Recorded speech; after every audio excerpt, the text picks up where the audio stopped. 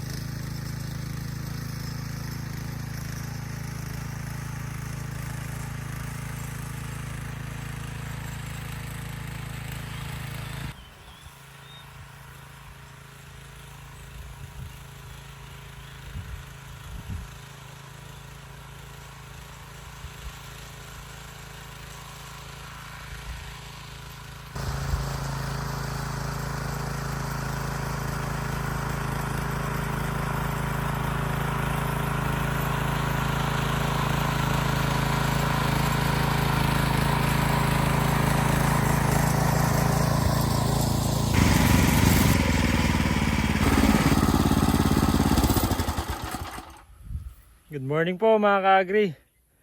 Day 2 po ngayon ng ating land preparation para sa ating papaya, yung Red Royal na F1.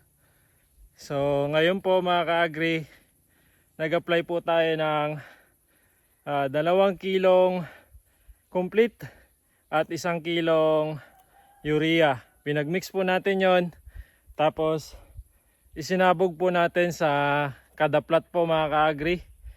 Yan po ay turo ni Bacaltos, ang ating tropa. Ayan, kasamahan po natin sa Young Farmer. Maraming salamat sa iyo, Master Jeb. So, ngayon po mga ka-agri, ito na po, nag-plat na tayo.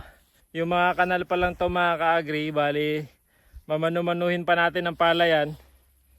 I-imbak natin sa gitna para yung nilagay nating complete at urea na fertilizer at yung chicken manure na may ipa ay matabunan natin. Tapos bago po natin itanim yung ating papaya. So ayan po. Ang distancing po na ginawa natin dito mga ka-agri ay 3 meters by 3 meters. So 3 meters po yung pagitan nitong plat mula sa puno, tapos 3 meters din po yung sa magkasunod. Pero yung arrangement natin dito mga ka-agri ay diamond po. Hindi ko po alam kung makikita nyo yung sinasabi kong diamond. Yan po ay turo din ni Master Jeb Bacaltos. Yan, kita nyo po itong isang tusok. Diyan po yung ating itatanim na papaya. Tapos yung isa po yung ito, tapos yun, tapos yun doon po sa dulo. So naka diamond po. So ganun po yung arrangement na tinuro sa atin ni Jeb Bacaltos. Yeah, maraming salamat. Sa distancing po, maraming salamat po kay Ma'am Daisy ng City Agriculture. Yan po. So mabilis po nating natapos yung pagkanal dahil gawa ng meron po tayong BOA machine, yung multi-tailing machine. So yan po. So malapit na ito mga ka-agri. Pag natapos natin i-plot ito, maglalagay tayo ng plastic mulch para po maiwasan natin yung sobrang tubig sa ating papaya dahil hindi po maganda para sa papaya natin yung matubig masyado. Since yung tinaniman natin ay patag at minsan kasi kapag sobrang lakas ng ulan medyo bumabaha dito. Pero subukan natin, gawa natin ng paraan. Taasan natin yung plat natin at maglagay tayo ng plastic mulch, no? So ayan. Kung nakikita nyo po lahat ng may tusok na yan mga ka-agree, dyan po mismo natin ilalagay yung ating papaya. Kung napanood nyo po yung ating part 1 ng pag-prepare ng land preparation ng ating papaya. Ayan po. Yung nilalagay po nila Dudong at Pupoy, yan po yung ating chicken manure. Doon dati sa ating layer house, yung beddings po ng ating mga layers. So ayan na po, ginamit na po natin ngayon. Bali ang in-apply natin dito ay complete na 2 kilo at 1 urea sa 20 meters po. Yun lang po yung paglalagyan ng 3 kilo na fertilizer. So every 20 meters mag-mix po tayo ng 2 kilong complete, 1 kilong urea. So, tapos lagyan po natin ng tabunan natin ng chicken manure. And then yun na po yung papalahin na natin. Yung ating plat, tatambak natin sa gitna. So yan po mga ka-agree.